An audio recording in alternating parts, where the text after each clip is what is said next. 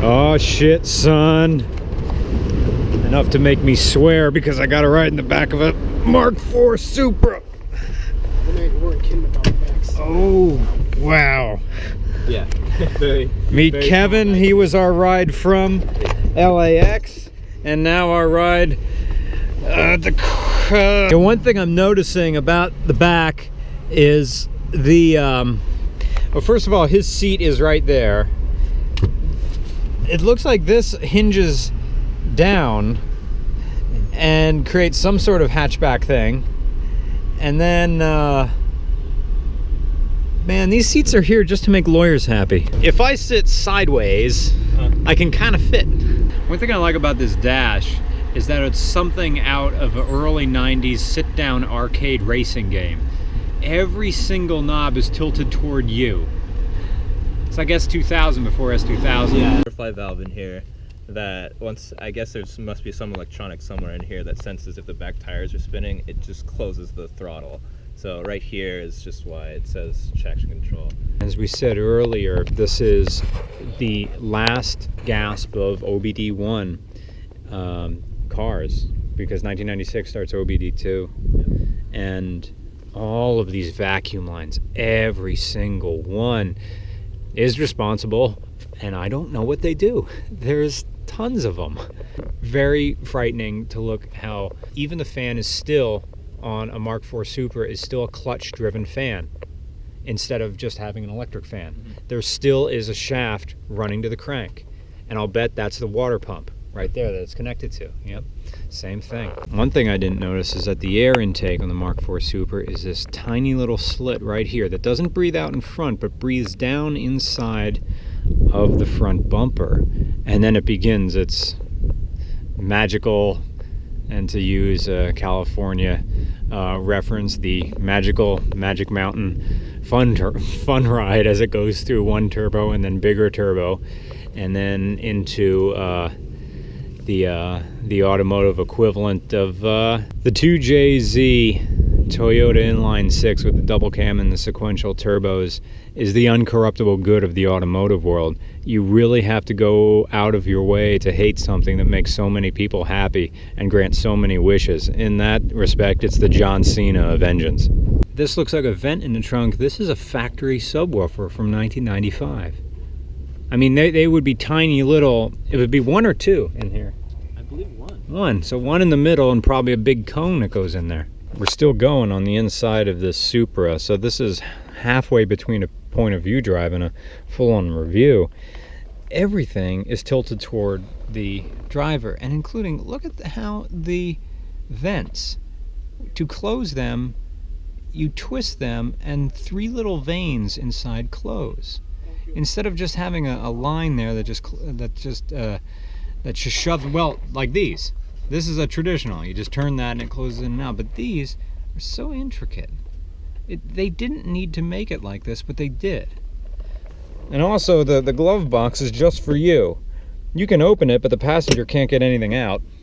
It has an ashtray because 90s. And we were talking earlier that this, I doubt this is real climate control with these numbers here. I think they just got rid of the red line, or the blue line and the red line, and just put in numbers in here. Here you go, yeah, you have climate control. Set it to 75. Oh, 75 is too much. I'm just gonna set it to 70. No, you have red and blue, but you're just not seeing them. People usually cut that out and put like aftermarket, like either turbo timers or whatever. People just cut the hell out of these dashes. There is so much empty space. Yeah. But it makes a glory of its empty space. You have your dimmer switch away from everything, and with no real markings around it, no lines, it's just a knob. Instead of having its own bezel right here. There's a few things in here that I don't want to call it asymmetry, but this doesn't line up with this, doesn't line up with this, isn't quite in line with this. But that's the entire feel. The entire dash of the Supra is spongy. It's thick and heavy. It's sort of like the gym mats at the end of your basketball gym. It's what this feels like. I don't want to use the term hubris, but this probably weighs a bit. of just having this. They could have made it lighter by just having a plastic dash, but they were going for a bit of luxury. Well, the seats are leather, very, very heavy leather, and very comfortable. Sorry. Just, well, it's 90s, that's for certain. Just me pulling on the door did that. It has a stock alarm, but I have no idea what triggers it. I accidentally triggered it once driving back from Texas by opening the trunk in Flagstaff.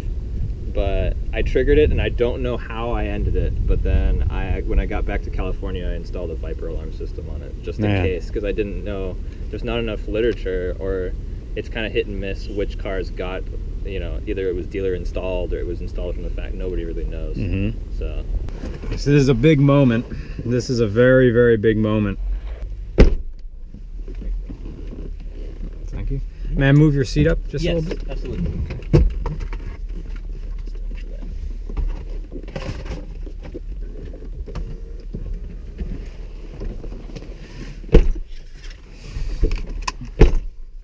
Other than the clutch being very heavy, it's very forgiving in the sense that you don't need a whole ton of throttle to set off.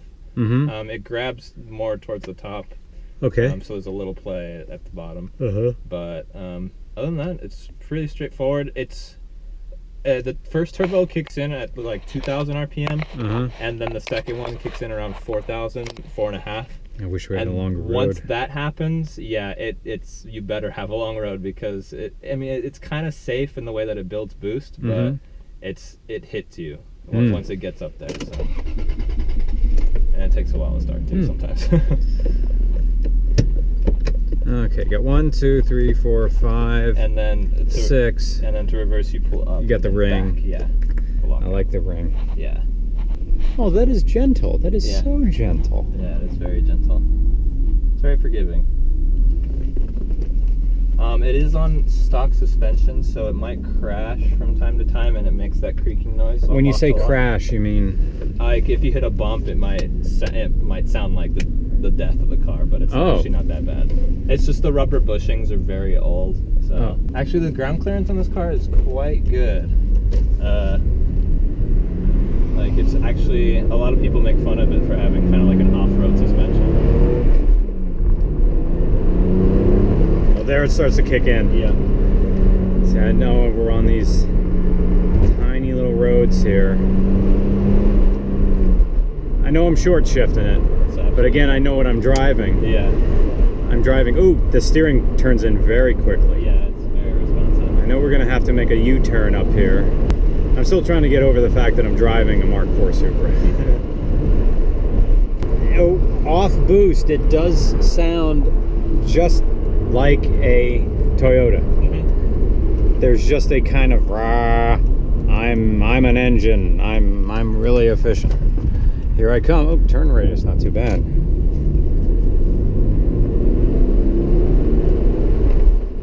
And was that first turbo at like 2.5, the little one? Yeah, oh. It's only the first one. The first one's very loud, and then the second one kicks in and it just punches you.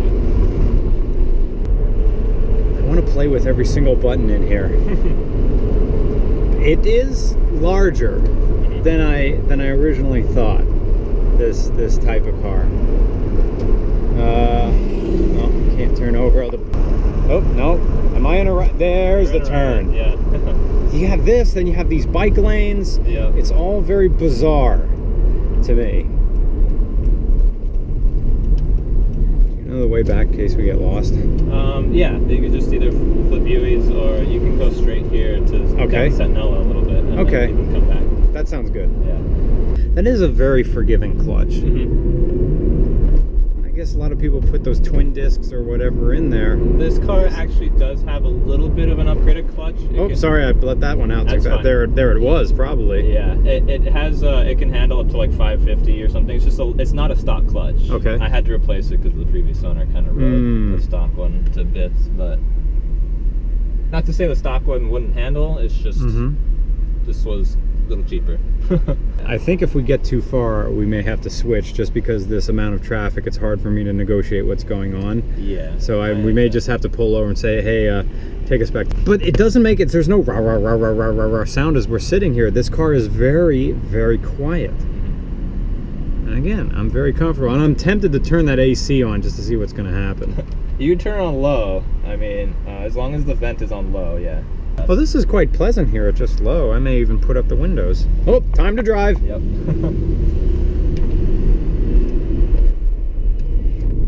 All right, now we're entering traffic in a car that is only going up in value.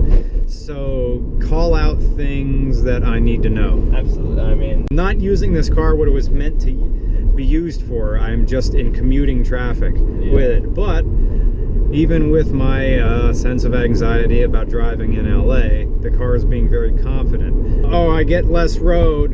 The road is becoming different now. yeah. I don't like it. Is that a school or is that a road? That's a road. There's a school up ahead, though. Okay. I believe. So if you want to either make a right down any of these. I like the idea of turning right away from LA traffic. Yeah. Here I go. I'm on a residential street. Yeah. So now I'll make another right. Yeah. Somewhere. Maybe another right, and hopefully get back to the street. Yeah. It's impressive. Oh, and there's this other thing this car does. It's very Falcon. Yep. What are you? Who are you? What year are you? You're 1962, and you're a coupe. Mm-hmm. Man, you're an East Coast car, aren't you? You were covered in rust. Yeah, I kind of own the wrong car for the wrong city in a way. Like, there's no open spaces to let this car breathe and stuff, so you just basically have to take it on road trips away from traffic if you can. You're good. Sorry, didn't mean to squeal. Okay, now I'm on Inglewood Drive. Yeah. I'm going over. Is that the LA River? Yes. Oh, look at that! From every single movie I've ever seen. Yep. Oh, that's interesting. They put the horn. The whole pillow is the horn, Yep. but they extend it out here to your thumbs. So if you have to hit it with your thumbs, yeah. Genius. Yeah. Before the buttons. Yeah. Yeah, it's kind of just like a button itself. But now that then they move the buttons. Well, let's see. 94. My dad had a Caravan. It was 94. It had the buttons on either side. I apologize to people who are watching that this is a longer point of view, and it's more of an indictment on my own lack of city driving skills than anything else. And Okay. You can make a left into the space again. Or Right here? No, at the. Oh, sorry about that. That's fine. I mean, you can go this way too. I think. Yeah, you can go here to Sentinella. Well, I can turn around. Yeah, or that. Yeah. You know whose lot this is? Smoking Tires. Oh, really? This is their place. Oh. Well. I wonder if they're there. Because we got early, and I just thought there was someone here. Maybe. Someone's got a nice Fiat. I wonder if it's anybody from Smoking Tire. Do you want to go up? Just knock on the door? And magically, Kevin is driving. Because we had to do some LA left turns and navigation, and I'm not that great at it. And also, I'm fully aware I'm driving something that's what would you say a stock Supra like this is worth? I mean, I know it's yours, so you're going to be on the high end, but... Yeah. If I were to sell it, I'd probably charge somewhere around like $35,000. Yeah. Of which, and you will get that. Yeah. Within... very easily, actually, yeah, too, if I wanted. in a few years. Yeah. Because we were talking about it earlier, so many people cut up their Supras. Oh, I can make it faster. Look, it's fast enough. Yeah. For what it is. I mean, it came from the factory beating Corvettes of the era. So, yeah, the final.